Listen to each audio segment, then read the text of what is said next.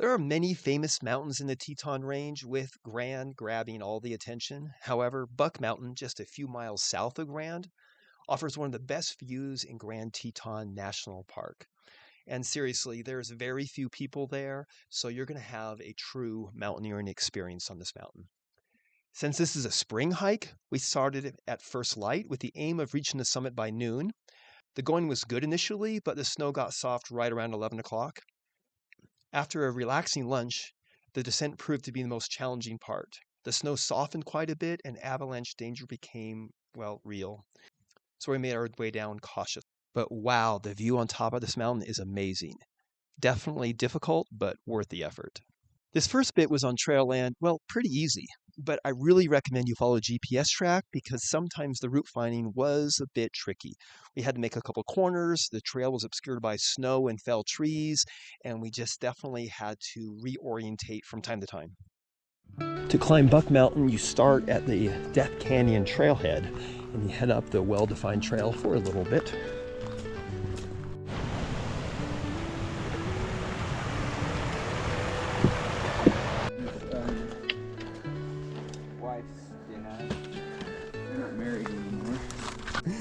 So the trail comes up from Death Canyon and then we turn the corner. But if you don't have your GPS track, you're probably not going to find this little trail. Just a half mile in, almost sunrise. You want to farm, but you didn't want to be a farmer? Is that farm? The hardest part about the bottom here is the shrubs keep grabbing on my trekking poles. Every time I put them down, and when they come up, they grab on. Other than that, this is super easy to go. You know, I wonder how hard it'd be to find this trail without the GPS track. It's a little more than a mile and 500 feet in. Have our first significant crossing. This is in the spring, so the runoff's a bit more than normal.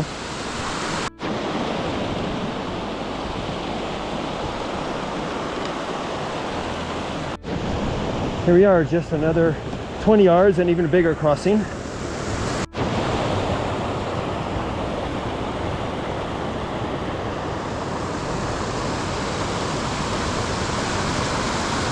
First sun of the day. First sun.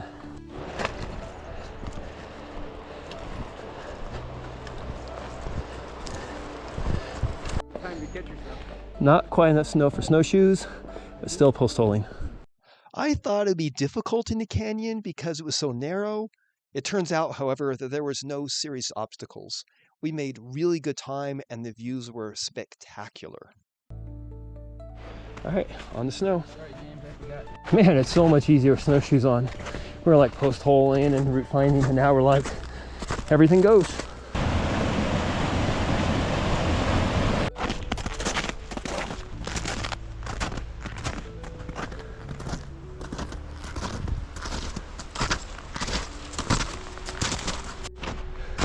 Here's the end of quite an avalanche. Look at that, it took rock with it. So that was a force. Coming upon another bit of avalanche debris. Beautiful cliffside. And whoa, check out that view. We've gained a bit of altitude.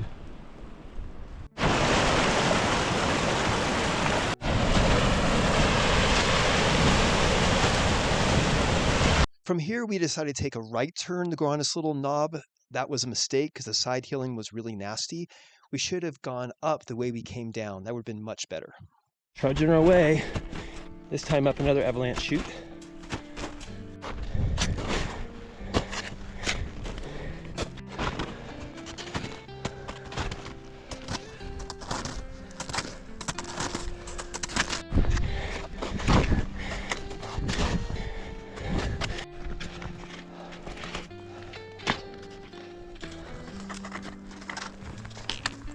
Almost at the lake and make the summit push.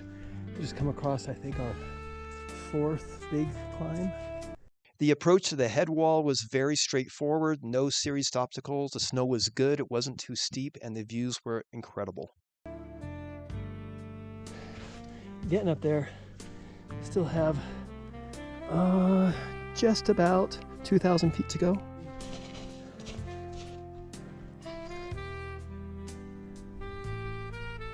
tracks. Long way. Again, ready for the final push. And the crampons and ice axe shortly.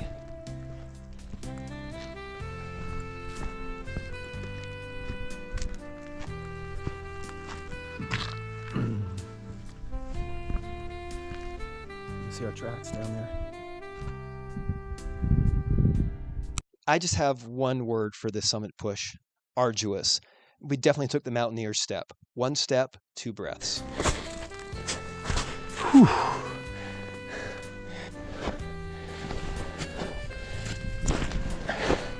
Whew. That slope is steep.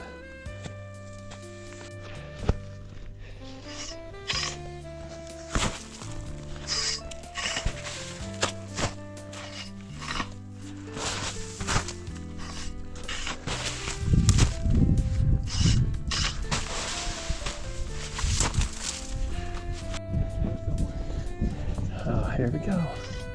Getting up there. 400 more feet. View from on top of Buck Mountain. We see the Jackson Hole Airport over there, and Jackson Hole itself is over here. That's Static and Albright Peak. Over here we have Rendezvous, where there's top of the Jackson Hole Ski Resort. And we have Housetop Mountain. We have Bannon and Fossil and Meek and the Wedge. We have Treasure Mountain. A little bright spot over there is Targhee. And this is the Grand Middle South. And that guy on the right over there is Tiwanaut. And that's the Jackson Lake. Boy, weather's perfect up here. Just chilling, having our lunch, making our plan for how we're gonna get down. I'm thinking wingsuit. The snow was good on the way up, but on the way down, it was so avalanche prone. We were very, very careful not to knock snow on each other on the way down. Looks a little intimidating and quite a bit scary right now.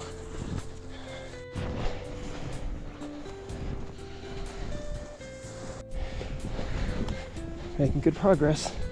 The consistency is still really good. It's very, oh, look at that big snowball go.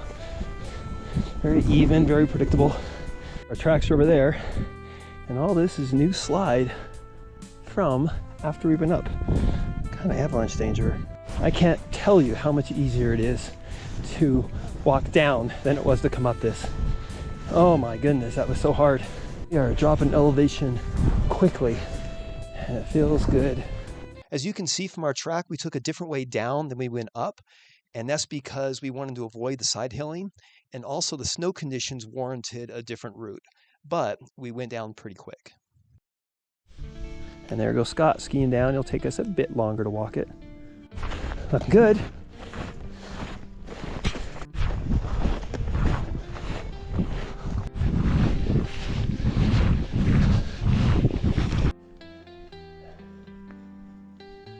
It's just such a pleasant walk going downhill in the snow. It just requires almost no effort. That's one way to go down.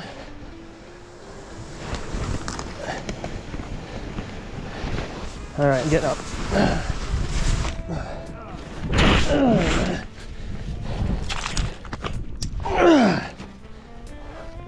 All right, rock and roll.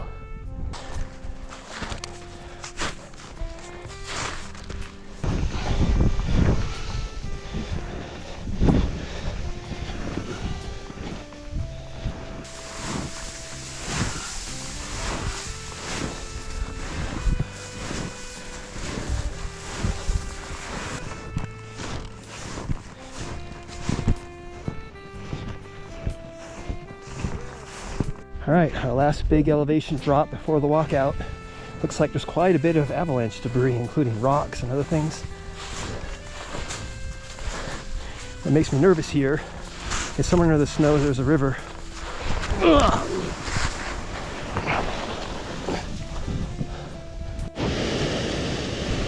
So much faster going down than coming up. We're dropping elevation like a champ. This next bit was so fast, I mean, we were cruising down the hill. No serious obstacles, the snow wasn't too soft or too hard, and maybe we were motivated by, well, the desire to have a big meal when we got to the end. Running out of usable snow, right? So good to be back on the trail again, off the snow. 1.3 miles to the car, and we're home. When we got to the footpath, we've finished all the major obstacles, so it's just a matter of walking out. And once again, we were motivated by talks of what we're going to eat when we got back, so we were super, super quick. But the weather was good, the trail was fast, and we felt awesome.